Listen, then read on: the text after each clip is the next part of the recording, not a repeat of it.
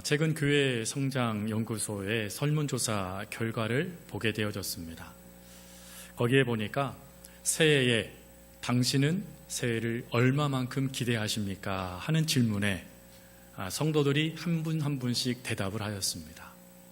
대략 한 1000여 명 정도의 참여자들이 새해에 내가 기대가 있습니다, 없습니다 하는 것들을 표했는데, 제 눈을 사로잡은 것은 그 많은 이들 가운데 55%가 넘는 이들이 새해에 별 기대가 없습니다 라고 대답한 내용이었습니다.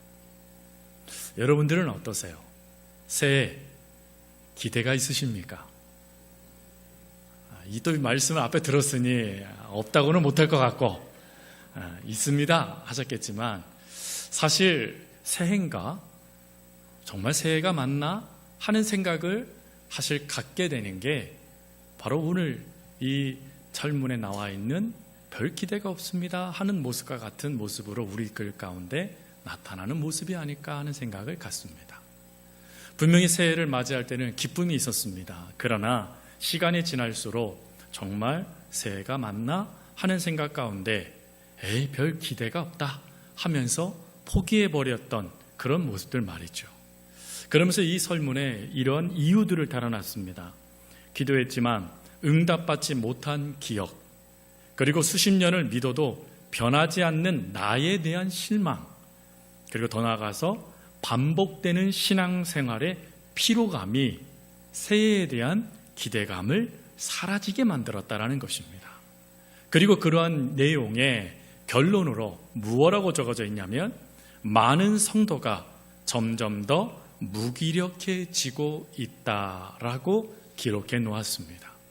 즉, 많은 성도들이 점점 무기력해지고 있는 현실, 많은 성도들이 점점 지쳐가는 현실이 새해에도 반복되더라라는 것입니다. 그런데 여기서 우리가 기억하고 집중해야 될 단어 하나가 있습니다.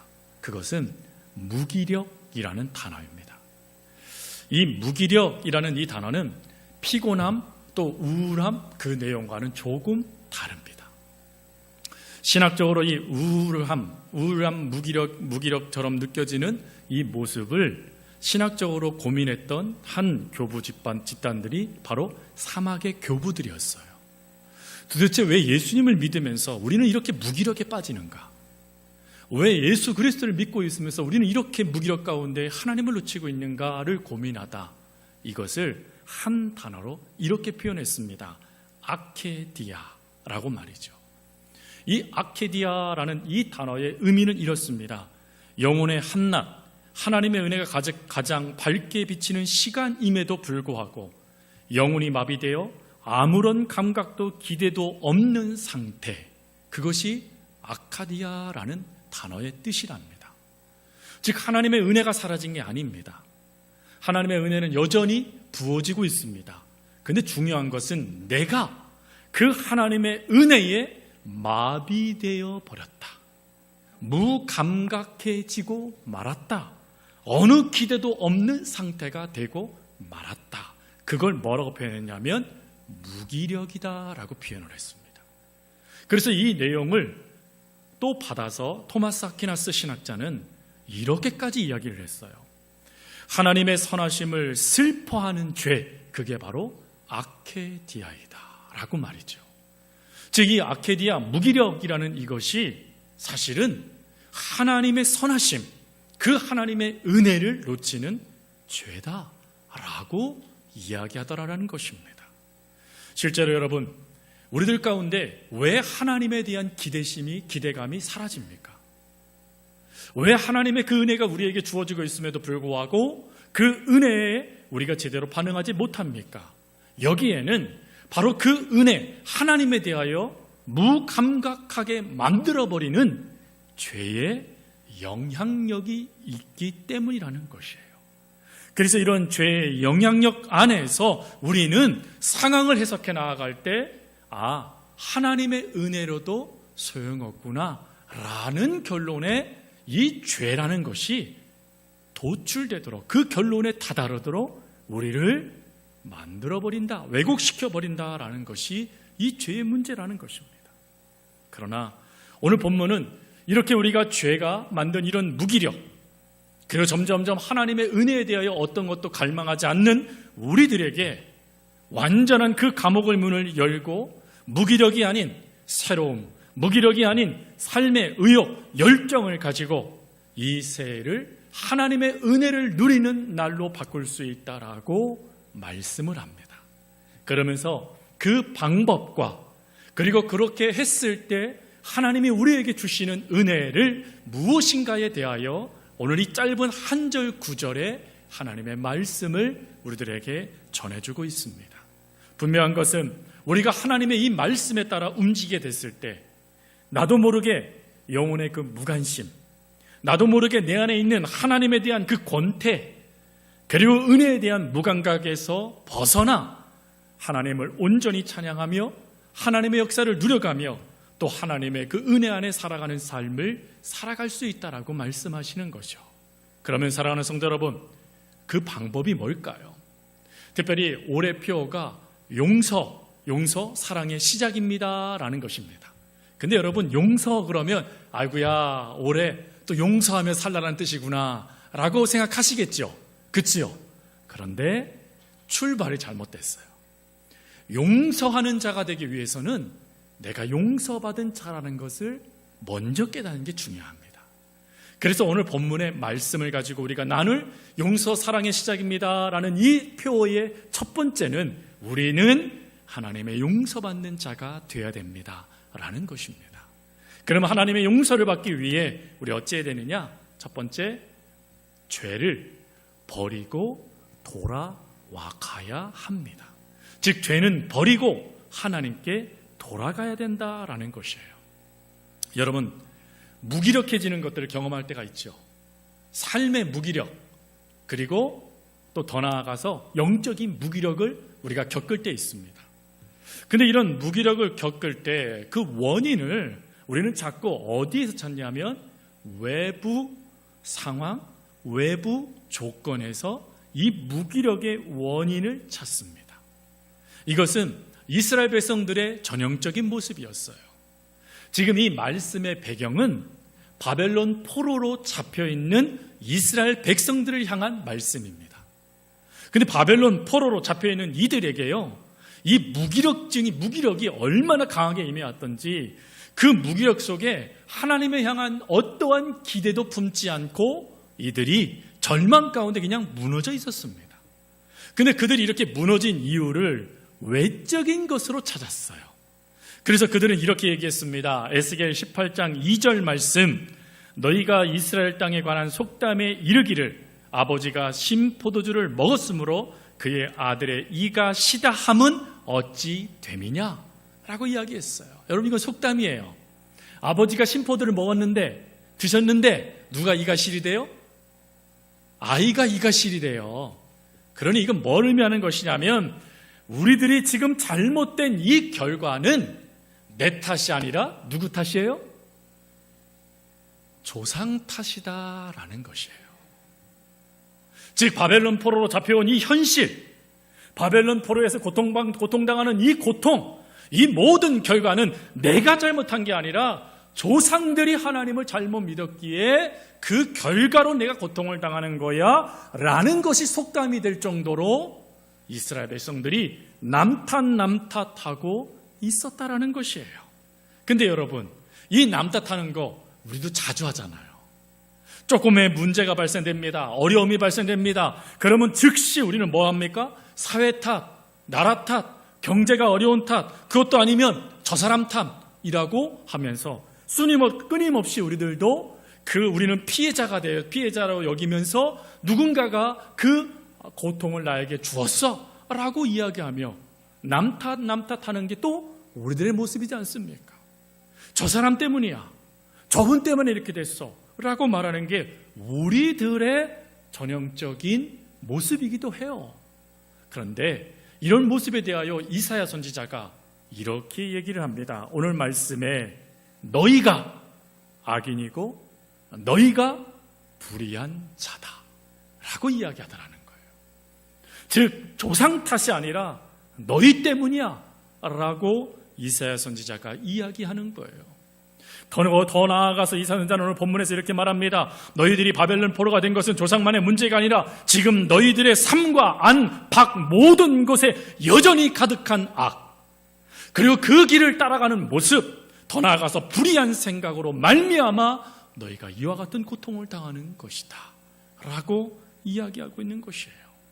그러니 이것을 조금 더 쉽게 얘기하면 너희들이 이렇게 무기력하게 넘어져 있고, 그리고 하나님의 어떠한 역사도 기대하지 못하는 이 현실은 남의 문제가 아니라 너희들이 바로 이 죄를 끊지 못한 결과로 주어진 모습이다 라고 말하는 거예요. 그러면서 이사야는 거기서 끝나지 않고 이렇게 말을 합니다. 그 삶이 무엇인지 너희가 깨달았다면 이제 하나님께로 돌아가자라고 말이죠. 여러분, 이 돌아오라라는 하나님의 이 말씀, 돌아오다라는 이 말씀이 무엇과 연결되어지냐면 회개와 연결되는 말씀이죠. 여러분, 회개는 뭡니까? 내가 잘못한 걸 깨닫고 그 삶을 어찌하는 거예요? 깨닫고 그 삶을 하나님께 회개하며 돌이켜 하나님께로 돌아오는 것, 그게 회개입니다. 그러니 하나님께서 이사야 선지자를 통해서 내게 돌아와라 라는 이 말씀은 결국 뭐 하라는 말씀이에요? 회개해라 라는 말씀이에요. 자, 회개하다 라는 이 말씀에 중요한 또 다른 이야기가 있어요. 그게 뭐냐면, 여러분, 질문이기도 하는데, 여러분, 회개는 누가 하는 것입니까? 할아버지가요? 목사가요? 엄마가요? 누가 해야 돼요, 회개? 내가 해야 되는 거예요. 그러니 하나님께서 이 말씀의 의미는 무엇입니까? 네가 죄인인 것을 깨닫고 네가 하나님께 회개하며 돌아와라 라는 뜻을 말하는 것이에요. 그럼 여기에서 우리가 왜 하나님께 우리가 회개하고 돌이켜야 될까요? 라고 질문할 수도 있습니다. 이에 대하여 분명한 진리와 같은 것이 있어요. 그것은 하나님만이 죄로 말미암아 주어진 이 무기력, 영적인 나태, 그 말할 수 없는 하나님의 그 어떤 것도 기대하지 못하는 현실을 유일하게 해결할 수 있는 키이기 때문입니다. 예수 하나님은 이렇게 말씀하셨어요. 이사야 43장 25절 말씀에 나 곧 나는 나를 위하여 내 허물을 도말하는 자리라 라고 말씀하셨어요. 여기서 중요한 게 뭐예요? 나 곧 나는 이라는 말씀이에요. 이것은 유일하다라는 뜻이에요. 즉 여러분들의 그 죄로 말미암아 나타나는 그 문제를 유일하게 해결할 수 있는 이는 하나님밖에 없다라는 것이에요. 그뿐만입니까? 여러분, 무기력해지기 시작하면 어느 순간 내 마음이 굳어지기 시작해요. 마음이 굳어지기 시작하면 어떠한 것도 내 안에 자리를 내리지 못하고 말라버리는 길가박과 같은 인생이 되어집니다. 그게 무기력의 또 다른 무서움이에요. 근데 이런 무기력의 무서움을 우리 하나님께서 어찌하신다고 말씀하시냐면 에스겔 36장 말씀에 가보니까 이렇게 말씀하세요. 너희 육신에서 굳은 마음을 제거하고 부드러운 마음을 줄 것이며 내 영을 너희 속에 두리라. 하나님의 그 단단하게 굳은 내 마음, 그 어떤 은혜에도 반응하지 못하고 에이 좋은 말씀이네 하고 넘겨버리는 우리들의 현실, 그 아픈 현실에 죄로 인한 그 굳어진 마음을 뭐 하시겠대요? 완전히 제거하여 부드럽게 만들어 주신대요. 즉 옥토밭이 되게 주시겠답니다. 하나님께서 그 마음을 제거해 주시고 또 그 속에 하나님의 영을 가득 채워 주시겠대요. 여러분, 하나님의 영은 우리를 살리는 영입니다. 우리에게 능력이 되는 영이에요. 생명이 되는 역사입니다. 그것을 하나님께서 우리들에게 부어주시겠답니다. 즉 하나님께서만 우리 속에 나타나는 그 영적 무기력감을 해결할 수 있는 유일한 분이시라는 것이에요. 그래서 그 하나님께서 우리들에게 말씀하세요. 너는 너희의 그 죄를 버리고 내게로 돌아오너라 라고 말이죠. 내가 해결하겠답니다. 기대감으로 이 땅을 살아가도록, 그 은혜를 누리며 이 땅을 살아가도록 내가 도와주겠다, 하나님이 말씀하신 거예요. 여러분, 이런 놀라운 은혜를 경험한 이가 누구냐면 야곱이죠. 야곱이요, 형 에서의 장자권을 빼앗겠다라고 거짓말하잖아요. 속임수도 씁니다. 아버지도 속여요. 그런데 그 잘못에 엄마도 같이 동참하네요. 그러다 보니까 여러분 어찌 되어져요? 죄를 짓고 말입니다. 그 결과 가정이 완전 깨어지죠. 그것에 자기 목숨 부지겠다고 도망칩니다. 그리고 20년 만에 다시 고향으로 돌아오게 되어져요. 근데 여러분, 돌아올 때 문제가 발생됐죠. 애굽 자기 형이 자그마치 400명의 군인을 이끌고 자기에게 달려오고 있다는 얘기를 들은 것이에요. 해결되지 않는 문제, 숨 막히는 그 고통, 그게 자신을 향하여 달려드는 거예요. 그가 장깨를 부려서 때를 나누고 선물도 보내면서 마지막에 자기가 남습니다. 근데 야복강에서 마지막으로 남아있는 그 모습이 왜 그렇게 애초로워 보입니까? 여러분, 무기력은 바로 이런 거예요. 하나님의 은혜가 그의 20년 동안 없었나요? 도망가는 그에게 하나님이 뭐라고 말씀하셨냐면, 내가 너의 하나님이 되어줄 거야, 내가 반드시 너를 돌아오게 해줄 거야 약속하시고 그에게 복을 주셨어요. 즉 하나님은 그에게 하나님이 되어주심을 증명하고 계셨어요. 근데 무기력은 뭐예요? 하나님이 아닌 나에게 집중시켜버린다는 거예요. 나에게 집중시켜버리니까 그 문제를 내가 해결할 수가 없어요. 그러니 혼자 전전긍긍할 수밖에 없는 현실, 그게 야곱입니다. 근데 그 현실에 하나님이 개입하세요. 그가 하나님을 찾은 게 아니에요, 여러분. 그 말 못하는 그 무서움의 현실 가운데 하나님이 일방적으로 찾아가셔서 씨름을 거세요. 그리고 씨름을 하다 보니까 그가 한 가지 깨달아지네요. 이길 수 없다, 해결할 수 없다, 깨달아진 거예요. 그러니 그가 그 말을 한 겁니다. 축복하지 아니하시면 내가 하나님을 절대 가게 하지 않겠습니다. 여러분, 이것은 각오처럼 보이죠. 그러나 원어는 다릅니다. 원어는 이렇게 되어 있습니다. 하나님께서 저를 책임져 주지 아니하시면 저는 끝납니다 라는 뜻이에요. 드디어 깨달아진 거예요. 드디어 발견된 거예요. 내가 얼마나 약한 자인지가. 20년 동안의 그 모든 삶이 내 삶이 아니라 하나님의 은혜였다는 걸 드디어 깨달은 거예요. 깨닫고 나니까 하나님이 도와주지 아니하시면 저 죽어요 라고 말하고 있는 게 이 내용인 겁니다. 그러자 하나님이 어찌하시죠? 두 가지를 하시죠. 첫 번째, 뭘 하십니까? 환도뼈를 치시죠. 즉 장애인이 되게 만들어 버리세요. 두 번째로는요, 이스라엘이라고 그의 이름을 바꿔주십니다. 여러분, 이스라엘의 이름의 뜻이 뭐죠? 하나님과 싸워 이긴 자라는 뜻입니다. 여러분, 솔직하게 한번 생각해 보세요. 이긴 상황입니까? 진 상황이죠. 이게 어떻게 이긴 상황이에요? 근데 하나님이 왜 그에게 이긴 자라고 말씀하셨을까요? 이게 중요한 거예요. 그것은 지금까지 그가 이겼다라고 생각했어요. 그러나 알고 보니까 그것은 진 삶이었다라는 거예요. 하나님의 은혜를 놓치고 내게만 의지했던 삶. 그러나 하나님께서 역사하심으로 말미암아 이제 이후로의 삶은 하나님과 더불어 살아가는 은혜의 삶이 될 수 있다라는 것을 하나님은 이 이긴 자라는 표현으로 쓰고 계신 것입니다. 비록 절뚝발이입니다. 비록 그는 장애입니다. 그래서 더 이상 어떤 것도 내 뜻대로 할 수 없습니다. 그러나 하나님께서 그의 삶을 버티게 해주시고 그의 삶을 이끌게 해주시는 능력이 지금부터 내 삶에 펼쳐진다는 걸 깨닫게 되어지니 그것이 이긴 자의 은혜가 되어진 것이에요. 여러분, 이후의 삶을 보십시오. 그는 여전히 다리를 절지만 당당히 형에게로 나아갑니다.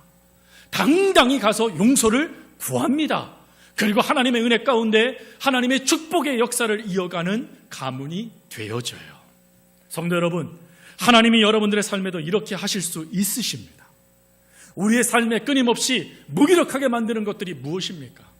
여러분의 삶에 하나님의 은혜를 조금 더 기대하지 못한 채 그저 그렇게 주일날 예배자리에 나와 예배드리게 만드는 것은 무엇입니까? 그것이 무엇이든지 간에 하나님은 그것을 여러분들의 삶 가운데 역사하셔서 그 삶이 끊임없이 역사되지 못하도록 그걸 막아버려 주시는 분이세요. 그러니 그 하나님을 의지하면서 우리가 해야 될 게 뭘까요? 야곱처럼 되고 싶으니까 하나님, 자, 삿바 매세요. 저랑 한번 씨름합시다. 해야 될까요? 아니죠, 여러분. 우리 져요, 여러분. 삿바 맬 필요도 없어요. 우리가 해야 될 것은 이거예요. 하나님을 전적으로 의지하겠습니다. 지금까지 내 삶을 내가 의지했던 모든 것들을 내려놓습니다. 내 생각, 내 마음의 계획, 내가 추구했던 모든 가치를 하나님 내려놓습니다.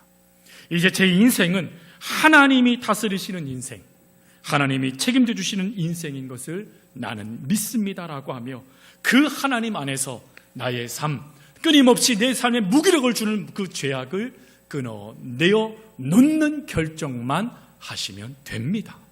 그러면 하나님이 뭐 하시겠대요? 두 번째, 그게 우리가 살필 내용이에요. 하나님이 그런 우리들에게 뭐라고 말씀하시냐면 둘째로 긍휼과 너그러운 용서를 베푸시겠다 말씀하세요. 사실 이 말씀은 하나님이 여기서 한 번만 하신 말씀이 아니에요. 이미 그 전에도 말씀하셨어요. 그런데 문제가 있었네요. 여러분 알지만 믿지 못하게 하는 현실이 있는 거예요. 지금 이 말씀을 듣고 있는 이스라엘 백성들은 자유인이 아니죠. 포로고 노예예요. 내 부모 형제는 살해를 당했어요. 모든 것을 빼앗겼어요. 아무것도 없어요, 여러분. 당연히 그런 상황 가운데 이들이 스스로 생각했겠지요. 왜 이런 일이 발생됐을까? 그래, 조상 탓이야. 조상 때문에 내가 이런 고통을 당한 거야. 근데 이사야가 말합니다. 아니, 너희 때문이야.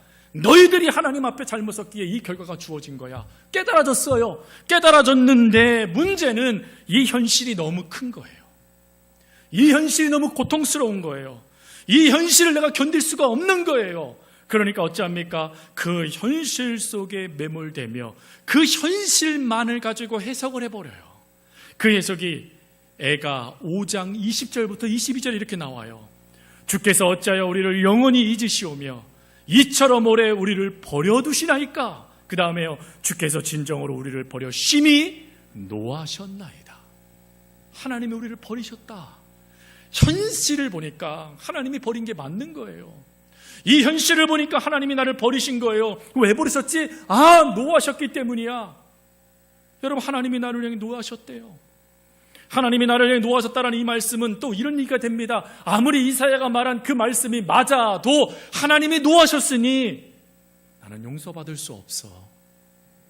하나님이 노하셨으니 나는 이미 늦었어 라는 이 표현이 바로 이 애가의 표현인 것이에요.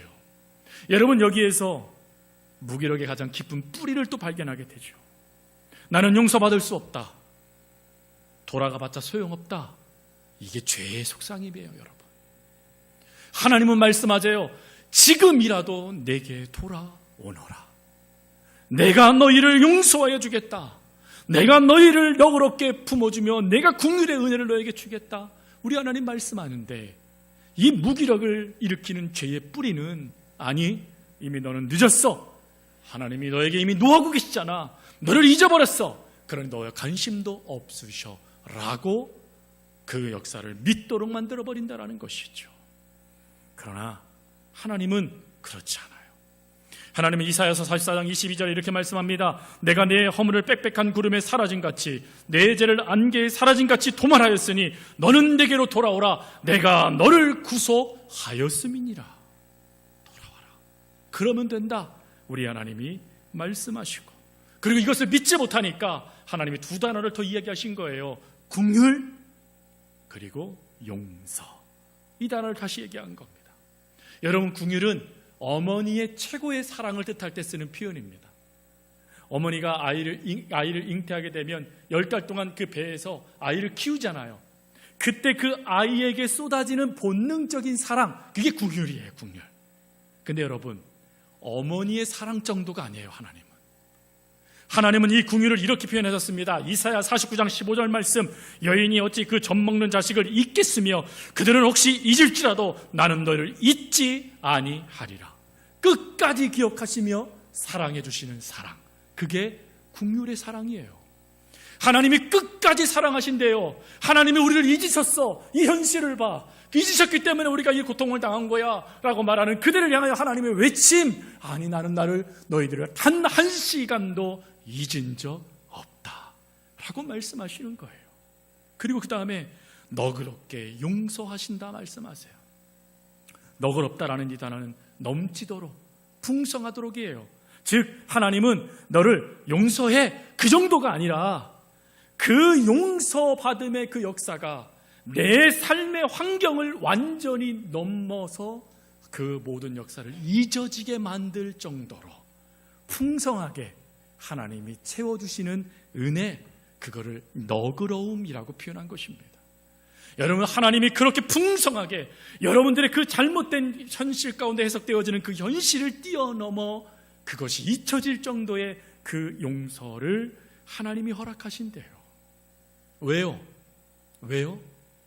왜 그렇게 하시죠? 뭐 이쁘다고요? 그것은 한번 따라해 보겠습니다. 우리는 하나님의 아들, 딸이기 때문입니다.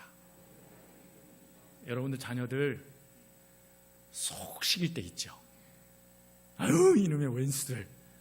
아직 그 정도까지 안 가셨다면 감사한 겁니다. 그러나 이미 그걸 초월하신 분들도 계실 거고. 근데 자녀들이 참 부모 마음 모르는 것 같아요. 그래서 어느 때는 그 마음에 비수를 팍 꽂을 때가 있어요. 저도 그랬어요. 저도 부모님의 마음에 비수를 여러 번 꽂았어요. 그걸 깨닫고 얼마나 하나님께 울었는지 몰라요. 부모님께 잘못하면 됐다라고 무릎도 꿇었어요. 근데 그때는 그걸 모르는 거예요, 자녀들. 근데 그 자녀들이 그렇게 모르고 부모님의 마음을 속삭이게 해도 그 자녀 누구 자녀예요? 여러분들 그 자녀를 포기하십니까? 내가 왜 널 낳고 미역국을 먹었는지 몰라. 그날따라 왜 이렇게 미역국은 맛있어요? 아무리 내가 그런 아이들의 비수를 꽂는 그 상황이 주어져도 나는 너를 사랑해. 나는 너를 포기하지 않아. 이게 부모의 마음이잖아요. 여러분, 그것이 하나님의 마음이에요. 그래서 하나님이 이렇게 말씀하셨어요. 호세아서 11장 8절 말씀에 에브라임이여 내가 어찌 너희를 놓겠느냐, 이스라엘이여 내가 어찌 너를 버리겠느냐, 내 마음이 내 속에 돌이키어 나의 국률이 온전히 불붙듯 하도다. 여러분, 이것을 제가 원어를 가지고 하다가 이렇게 해석이 되더라고요. 너 때문에 속이 터지고 미칠 것 같다. 그런데도 나는 너를 절대 놓을 수 없단다. 나는 너를 절대 포기할 수 없어. 이게요, 이 호세아서 11장의 내용이에요. 왜요? 우리는 하나님의 자녀가 되었거든요. 우리 하나님 우리의 아버지가 되어주셨거든요. 아버지 되신 하나님께서 우리를 절대 포기하지 않으시겠다라고 말씀하시고 우리에게 말씀해 주시는 거예요. 내게로만 돌아와라. 내게로만 돌아와라. 그러면 내가 너희를 사랑해주고 용서해주고 그 큰 은혜로 너희를 품어줄 거야. 하나님이 말씀해 주시는 거예요. 여러분이 은혜를 경험하니까 바로 우리가 잘 알고 있는 작은 아들 있잖아요. 탕자. 그가 여러분 그 무기력감에 종처럼 자신을 여겨버려요. 돼지 사료나 먹는 찐새가 되어져요. 그런데 그런 무기력감에 그가 돌이켜서 아버지를 오게 될 때 그가 아버지를 만나기도 전에 아버지가 달려와요. 유대 사회에서 어른이 뛰는 것은 어른으로서의 체면을 구기는 사건이랍니다. 체면이 문제예요? 내 아들인데. 내 아들을 위해서 달려갑니다. 그리고 그 아들이 말하기도 전에 뭐라고 말합니까? 내 아들은 죽었다가 살았다라고 인정하면서 종들에게 이야기해요. 목욕을 시켜라. 좋은 옷을 입혀라. 반지를 끼워라. 좋은 신을 신어라. 잔치를 베풀어라. 이야기를 합니다. 즉 완전한 신분의 회복. 하나님의 은혜를 더하셔요. 성도 여러분, 하나님은 이 놀라우신 은혜를 우리들에게도 허락하여 주시고자 하신다라는 거예요. 우리의 아버지 되신 하나님께서 저와 여러분들이 더 이상 그 죄의 속성에 사로잡혀 무기력 가운데 무너져 있는 인생이 되지 않기를 원하셔서 여러분들에게 말씀해 주시는 거예요. 돌아와라. 그럼 내가 너희를 긍휼히 여겨 주리라. 내가 너희를 용서하여 주리라. 하나님이 말씀해 주십니다. 조금 옷이 더러워도 괜찮아요. 내 몸에 냄새가 나도 괜찮아요. 내 발걸음이 조금 더디어도 괜찮아요. 할 말을 갖지 못하고 하나님께 나와도 괜찮아요. 하나님은 나오는 그 모습을 보시고 기뻐하세요. 그리고 감사하시며 눈물을 흘리시며 끌어안으시면서 드디어 내 아들이 죽었다가 살아났다라고 말씀하시며 잔치를 배설해 주십니다. 성도 여러분, 그 은혜 안에 우리의 삶이 시작되어집니다. 그 은혜 아래 이 새해 삶이 주어지는 것입니다. 그러니 새해 더덥지 않습니다. 새해 아무런 기대가 없습니다 라고 말할 필요가 없습니다. 왜? 하나님의 은혜가 오늘 이 시간에 우리들에게, 그리고 주님 부르실 그날까지 우리들에게 끊임없이 부어지기 때문입니다. 그러니 성도 여러분, 하나님께로 돌아가십시오. 그러면 하나님은 긍휼히 여겨주시고 용서해 주시며 내 자녀, 내 딸, 내 아들이라고 말씀하시며 여러분들을 위한 그 놀라우신 은혜들을 허락하여 주시고 그 놀라운 은혜들을 발견하는 저와 여러분이 되도록 도와주실 것입니다. 그것이 올 한 해 저와 여러분의 삶에 가득한 하나님의 사랑 그 표가 되어줄 수 있기를 주님의 이름으로 축복합니다. 함께 기도하겠습니다. 하나님, 저희의 악한 길과 불의한 생각을 버리고 주님께로 돌이키는 한 해가 되게 도와주십시오. 그리고 매 순간이 한량없는 하나님의 그 긍휼하심, 너그러우신 그 용서를 받아 새롭게 자녀다운 삶을 살아가는 올 한 해 되게 하여 주옵소서. 감사합니다. 언제나 저희들을 사랑하여 주시는 예수님의 이름으로 기도합니다. 아멘.